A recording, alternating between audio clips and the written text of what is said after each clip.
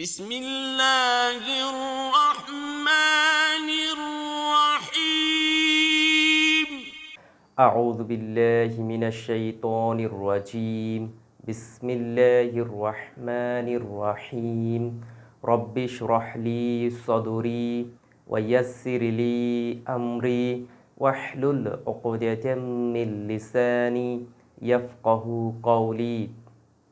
এসো সরফ শিখি এর ধারাবাহিক আয়োজনের আজকের ক্লাসে আপনাদের সবাইকে স্বাগত জানাচ্ছি। আমি মোহাম্মদ উজ্জ্বল হোসাইন। আজকের ক্লাসে আমরা আরবি গ্রামারের নফি মাদি মতলাক এই বাহাসটি জানব ইনশাআল্লাহ। ওয়া মা তাওফিকি ইল্লা বিল্লাহ আলাইহি তাওয়াক্কালতু ওয়া ইলাইহি উনীব। তো আমরা শুরু করি। আজকে আমরা শিখব, এটাকে বলা হয় নফি মাদি মতলাক।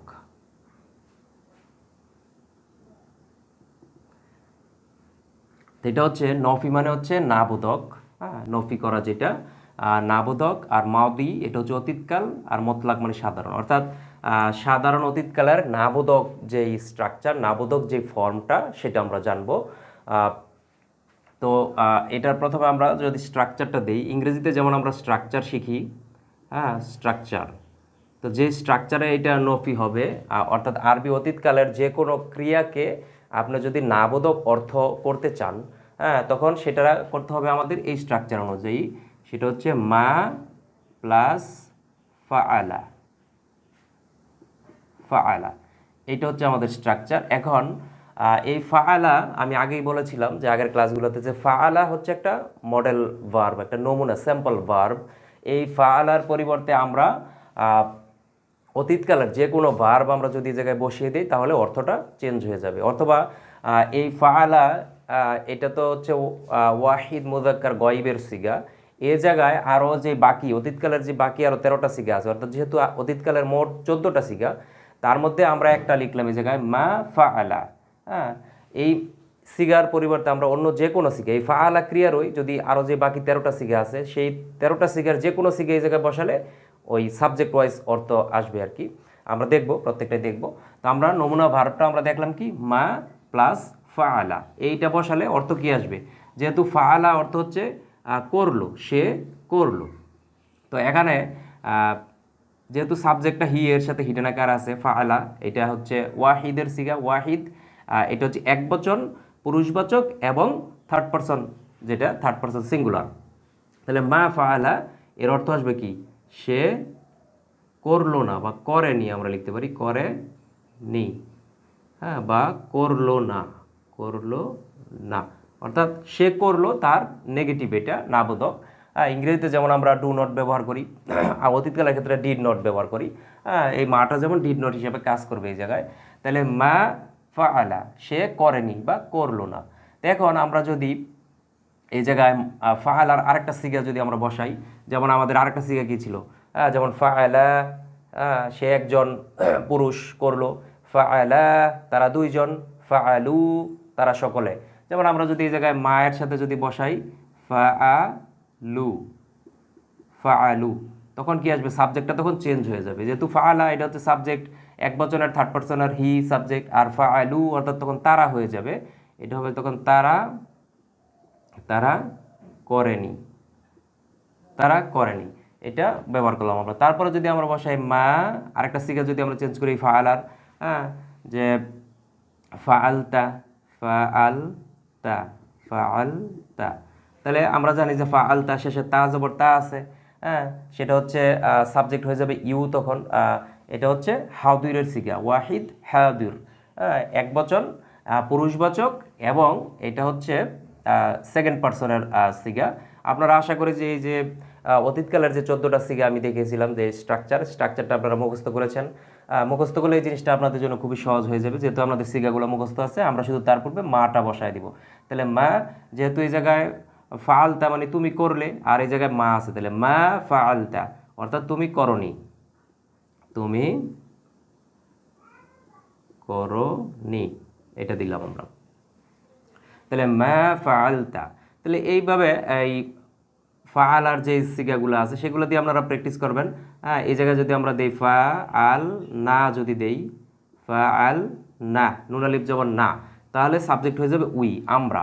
হ্যাঁ, আমরা করিনি, আমরা করিনি। এভাবে আপনারা সাবজেক্ট চেঞ্জ করতে পারেন। হ্যাঁ, এই সিগাগুলো মুখস্থ করলে 14টা সিগা মানে 14টা সাবজেক্ট চেঞ্জ হয়ে যাবে। যাই হোক, তাহলে আমরা এই ফাআলা দিয়ে উদাহরণটা দেখলাম। যেহেতু ফাআলা হচ্ছে একটা নমুনা ভার্ব, স্যাম্পল ভার্ব, এই ফাআলার পরিবর্তে আমরা যদি এখন অন্য একটা ভার্ব চেঞ্জ করবো আমরা।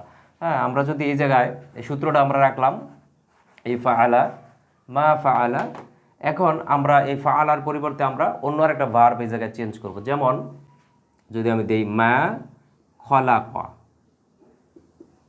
মা খলাকা, তো খলাকা মানে সৃষ্টি করলো। হ্যাঁ, আর এই জায়গায় আছে মা, তাহলে অর্থটা কি দাঁড়াবে? সৃষ্টি, সে সৃষ্টি করলো না, বা সে সৃষ্টি করেনি। আমরা আরো সহজে এটি লিখতে পারি করেনি, বা সে তৈরি করেনি। খলাকা মানে সৃষ্টি করা, খলাকা থেকেই কিন্তু এই যে খলিক, মাখলুক, খালক, এইগুলা কিভাবে তৈরি হয় আমরা দেখব, পরবর্তী ক্লাসগুলোতে আসবে। তো মা খলাকা, সে সৃষ্টি করলো না। এখন যদি আমরা তারা আনতে চাই যে তারা সৃষ্টি করেনি, তখন কি করতে হবে? আমাদের সিগা চেঞ্জ করতে হবে। যেহেতু খলাকা এটা ছিল ফাআলা, এক বচনে, সে করেনি, আর ফাআলু অর্থাৎ তারা করেনি। মা ফাআলু, ফাআলার ক্ষেত্রে ফাআলু অর্থাৎ তারা সাবজেক্ট চলে আসবে। তখন খলাকা থেকে একই সূত্র অনুসারে এই যে আমরা সূত্রটা বসাই দেই। যেমন এই সূত্রটা কি ছিল আমাদের? ফাআলু, ফাআলু। হ্যাঁ, এই যে ফাআলা, লাম কালিমার পরে ওয়াও আলিফ যোগ করলে সাবজেক্ট হয়ে যাবে কি? দে। হ্যাঁ, দে অর্থাৎ তারা, তারা করলো। ফাআলু, তারা করলো। এখন যদি আমরা এটা খলাকার সাথে বসাতে চাই, তাহলে এই স্ট্রাকচার অনুযায়ী খলাকাকেও বসাতে হবে। তাহলে খলাকা, খলাকু। হ্যাঁ, এই যে লামের উপরে যেমন পেশ, আর এটা হচ্ছে 3 নম্বর হরফ হচ্ছে এই জায়গায় কফ, তাহলে কফের উপর পেশ দিয়ে ওয়াও আলিফ আমরা যোগ করে দিলাম। তাহলে এই সূত্র অনুসারে অর্থাৎ এই স্ট্রাকচার অনুযায়ী এইটা হবে। তাহলে খলাকু, ফাআলু, খলাকু। এবার যদি আমরা এই জায়গায় নাসরা ধরি ভার্ব, হ্যাঁ, যেমন এই জায়গায় মা খলাকা ছিল, তাহলে মা নাসরা, নাসরা মানে সাহায্য করলো, তাহলে মা নাসরা অর্থাৎ সে সাহায্য করেনি, করলো না। তাহলে এখন যদি তারা আমরা আনতে চাই, তাহলে মা নাসরা। হ্যাঁ, তাহলে এই জায়গায় কি হবে তখন? এটা যেমন ফাআলু, খলাকু, তখন এটা হবে কি? নাসরু।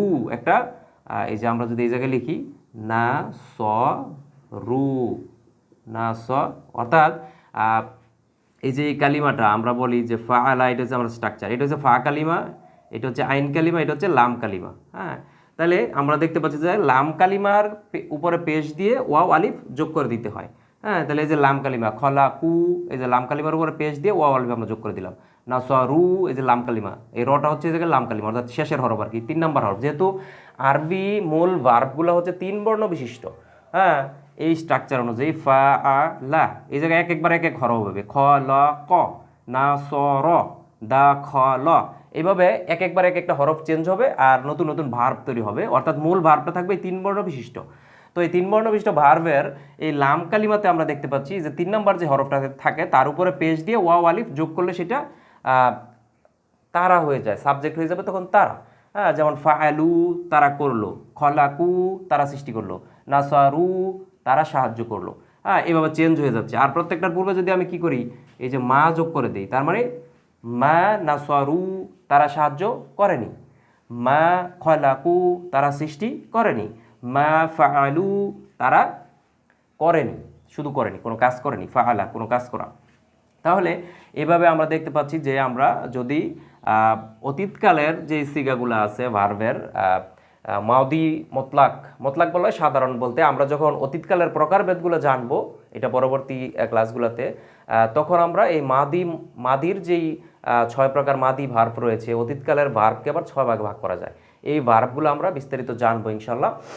তো তারপরে এখন আমরা তাহলে জানলাম যে মা যদি অতীতকালের কোনো সিগার পূর্বে যদি আমরা মা বসিয়ে দেই তাহলে সেটা নেগেটিভ হয়ে যাবে। এখন আমরা কোরআন মাজিদ থেকে কিছু উদাহরণ দেখার চেষ্টা করি। তাহলে আমাদের স্ট্রাকচার হচ্ছে এটা, সূত্রটা মনে রাখতে হবে মা ফাআলা। এখন আমরা যদি দেখি যে সূরা জারিয়াতের 56 নং আয়াতে আল্লাহ রাব্বুল আলামিন বলেছেন যে কি, ওয়ামা খলাকতুল জিন্না ওয়াল ইনসা ইল্লা লিয়াবুদুন। তো আমরা যদি এই অংশটা দেখি যে আল্লাহ রাব্বুল আলামিন যে বলেছেন কি, হ্যাঁ, মা, আমরা এই অংশটা শুধু লিখব মা খলাকতুল, হ্যাঁ, খলাকতুল জিন্না, হ্যাঁ, আমরা এইটুকু পর্যন্ত লিখলাম। তাহলে মা খলাকতুল, হ্যাঁ, এই অংশটা আমাদের সূত্রটা হচ্ছে এই জায়গায়, এই যে এই সূত্রটা। তাহলে আমরা জানি যে খলাকতু এটা হচ্ছে ফার্স্ট পারসন, অর্থাৎ ওয়াহিদ মোতাকাল্লিমের সিগা, হ্যাঁ, কারণ হচ্ছে আমরা এই যে এই জায়গায় এটা আমরা পড়লাম ফাআলা থেকে আমরা কীভাবে তৈরি করলাম ফাআলা, হ্যাঁ, এইভাবে আমরা যে মুখস্থ করলাম, হ্যাঁ, ফাআলা ফাআলা ফাআলু ফাআলাত ফাআলাতা ফাআলনা তাফআলু তাফআলানি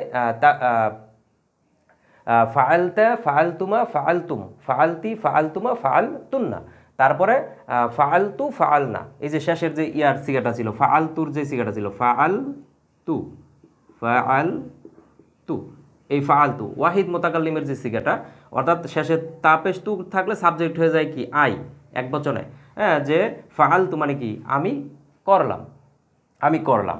তো এর আগে যদি মা থাকে তাহলে মা ফাআলতু, অর্থাৎ আমি করলাম না, আমি করিনি, হ্যাঁ, মা ফাআলতু আমি করিনি। এখন এই ফাআলতুর পরিবর্তে যদি আমরা এই ভার্বটা চেঞ্জ করে দেই, ভার্বটা চেঞ্জ করে কি করা হয়েছে এই জায়গায় খলাকতু, হ্যাঁ, তাহলে আমরা জানি এই জায়গায় মূল ভার্ব হচ্ছে খলাক, আমি একটু আগে যেটা দেখালাম খলাক মানে সৃষ্টি করলো, হ্যাঁ, সে সৃষ্টি করলো খলাক, আর এই জায়গায় খলাকতু দেওয়া আছে, তো শেষে হচ্ছে তাপেশ তু, তো তাপেশ তুটা হচ্ছে সাবজেক্ট আই, এটা ওয়াহিদ মোতাকাল্লিমের সিগার আলামাত, অর্থাৎ তাপেশ তু থাকা মানে কি অতীতকালে সাবজেক্ট হয়ে যাবে আই, ভার্বটা হবে অতীতকালে, শেষে তাপেশ তু থাকা মানে ভার্বটা অতীতকালে এবং এটার সাবজেক্ট হয়ে যাবে আই। যদি এ জায়গায় তা জবর তা থাকতো তাহলে হয়ে যেত সাবজেক্ট হয়ে যেত ইউ, তুমি খলাক্তা, কিন্তু এই জায়গায় সাবজেক্ট কি আছে খালাক তু, হ্যাঁ, তাহলে তু মানে আমি, অর্থাৎ এটা অতীতকালের সাবজেক্ট আই হবে এই ভার্বের ক্ষেত্রে। তাহলে এই জায়গায় মূল ভার্বটা কি খলাক মানে সৃষ্টি করে, এর সাথে যদি তা জবর তাপেশ তু এই জায়গায় যোগ হয় তখন এটার উপরে সুকুন চলে আসবে, তাহলে খলাক তু, হ্যাঁ, অর্থাৎ আমি সৃষ্টি করলাম। এই জায়গায় যদি আবার নুন জবর না থাকতো, নুন আলিফ জবর না থাকতো খলাক না, তখন হয়তো যে আমরা সৃষ্টি করলাম। আর এই জায়গায় যদি কি থাকতো, যদি থাকতো যেমন তুম শেষে যদি তুম থাকতো খলাক তুম, তার মানে অর্থ কি আসতো যে তোমরা সৃষ্টি করলে, হ্যাঁ, এইভাবে এক একটা আলামত যখন চেঞ্জ হবে তখন সাবজেক্ট চেঞ্জ হয়ে যাবে, অর্থাৎ এই অতীতকালের ভার্বের ক্ষেত্রে ভার্বের শেষে এক একটা আলামত যোগ হবে আর সাবজেক্ট চেঞ্জ হতে থাকবে, এক একটা সিগা চেঞ্জ হবে, এক একটা সাবজেক্ট চেঞ্জ হবে। তো এই জায়গায় খলাকের সাথে কি যোগ হলো তাপেশ তু, অর্থাৎ সাবজেক্ট হয়ে যাবে আই, কারণ তুটা হচ্ছে আইয়ের আলামত, অর্থাৎ ফার্স্ট পার্সনের আলামত। তো মা এর আগে পূর্বে বসানো হয়েছে, তাহলে খলাক তু মানে কি আমি সৃষ্টি করলাম, আর এই জায়গায় বসা আছে মা অর্থ হচ্ছে না, যেহেতু আমরা জানলাম যে মা ফাআলা, হ্যাঁ, তো ফাআলা এই জায়গায় ফাআলা একটা সিগা, আমি এই জায়গায় স্যাম্পল সিগা দিয়েছি, তাহলে ফাআলা ফাআলা ফাআলু ফাআলতা ফাআলতা ফাআলতুম ফাআলতু ফাআলনা, তো ফাআলতু এর সিগা এই জায়গার যে কোনো সিগা, এই ফাআলার যে 14টা সিগার যে কোনো সিগা এই জায়গায় বসালে এই অর্থ চলে আসবে, হ্যাঁ, এটা আমি নমুনা শুধু দিছি ফাআলা দেওয়া হয়েছে। তো ফাআলা মানে কি এই জায়গায় ফাআলার 14টা সিগা, ফাআলা ফাআলা ফাআলু, তারপরে ফাআলাত ফাআলাতা ফাআলনা তাফআলু তাফআলা ফাআলতা ফাআলতুমা ফাআলতুম ফাআলতি ফাআলতুমা ফাআলতুন্না, হ্যাঁ, ফাআলতু ফাআলনা, এই যে এই সিগাগুলা 14টা সিগা, এই 14টা সিগার যে কোনো একটা সিগা এই জায়গায় বসবে। তো অর্থাৎ মা খলাকতু মানে আমি সৃষ্টি করলাম, আর এই জায়গায় মা আছে অর্থাৎ আমি সৃষ্টি করিনি, হ্যাঁ, মা খলাকতুল জিন্না, যে জিনকে, হ্যাঁ, এটা যখন আমরা নাহু শিখবো তখন আমরা জানবো যে একটা বাক্য কীভাবে গঠিত হয়, যেহেতু আরবি ভাষা শিখার মূল হচ্ছে ইলমুস সরফ, অর্থাৎ প্রথমে শিখতে হবে সরফ, শব্দ প্রকরণ, শব্দের রূপ চেঞ্জ করা, হ্যাঁ, অর্থাৎ ভার্বের কনজুগেশনগুলো করা, ভার্ব থেকে কিভাবে ইসেম তৈরি করে, ভার্ব থেকে কিভাবে, যেমন ইংরেজিতে আমরা অ্যাডভার্ব এইগুলা আগে শিখতে হবে, অর্থাৎ শব্দের রূপান্তরগুলো আগে শিখতে হবে, তারপরে হচ্ছে ইলমুন নাহু, অর্থাৎ সেটা হচ্ছে বাক্য তথ্য, তারপরে শিখতে হবে যে বাক্য কিভাবে গঠন করা হয়। তো আগে আমরা যেহেতু এসো সরফ শিখির ক্লাসগুলো আমরা করছি, যে সরফ আমরা এখন শিখতেছি, শব্দের রূপান্তরগুলো আমরা শিখবো, কিভাবে শব্দ আমরা চেঞ্জ করতে পারি, তারপরে আমরা এই শব্দগুলো কিভাবে বাক্যের মধ্যে বসবে, হ্যাঁ, তখন কোনটা সাবজেক্টিভ হবে, কোনটা অবজেক্টিভ হবে, কোনটা পসেসিভ হবে, এগুলো আমরা পরে জানবো। তো এই জায়গায় এটা অবজেক্ট হিসেবে ব্যবহার করা হয়েছে। তাহলে মা খলাকতুল জিন্না, আমি জিনকে সৃষ্টি করিনি, ওয়াল ইনসা, এবং মানুষকে সৃষ্টি করিনি, ইল্লা লিয়াবুদুন, আমার ইবাদত ছাড়া, ইবাদতের উদ্দেশ্য ছাড়া। অর্থাৎ শুধুমাত্র আমার ইবাদতের জন্যই আমি মানুষ এবং জিনকে সৃষ্টি করেছি। অর্থাৎ আমার ইবাদত ছাড়া অন্য কোনো কারণে মানুষ এবং জিনকে সৃষ্টি করা হয়নি, অর্থাৎ আমার ইবাদতের জন্যই সৃষ্টি করা হয়েছে। তো এটা সূরা যারিয়াতের 56 নং আয়াতে আপনারা দেখে নিতে পারেন। এইভাবে আপনারা, তারপরে আমি যদি আরেকটা উদাহরণ দেখি যে, তবে আরেকটা কথা আমি বলে নেই যে মা তারপরে যে ফাআলা, এটা নর্মালি এটা অতীতকালের নাবোধক বাক্য, কিন্তু মায়ের বিভিন্ন ব্যবহার আছে। হ্যাঁ, মা প্লাস আরবি ভাষায় এই যে মিম আলিফ জবর মা, যেটা এই মাটা 12টা অর্থে ব্যবহৃত হয়। তার মধ্যে একটা রূপ হচ্ছে এই মা ফাআলা, অর্থাৎ অতীতকালের করেনি, এটা বোঝানোর জন্য ভার্বের ক্ষেত্রে। আবার মা দ্বারা আবার এটা রিলেটিভ প্রোনাউন হিসেবেও মা কাজ করে। সেটা যখন আমরা ইলমুন নাহু শিখবো তখন আমরা বিস্তারিত জানার চেষ্টা করব। এখন আপনারা নর্মালি জেনে রাখবেন যে মা প্লাস ফাআলা, মায়ের পরে অতীতকালের যে কোনো একটা সিগা থাকলে অর্থটা নেগেটিভ চলে আসবে। কিছু ব্যতিক্রম থাকবে, কিন্তু নর্মালি এটা আপনারা জানবেন।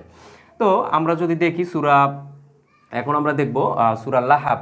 সূরা লাহাবের মধ্যে আছে কি, মা আগুনা আনহু মালুহু ওয়া মা কাসাবা। হ্যাঁ, তাহলে মা আগুনা এই শব্দটা আমরা দেখবো। তাহলে মা আগুনা,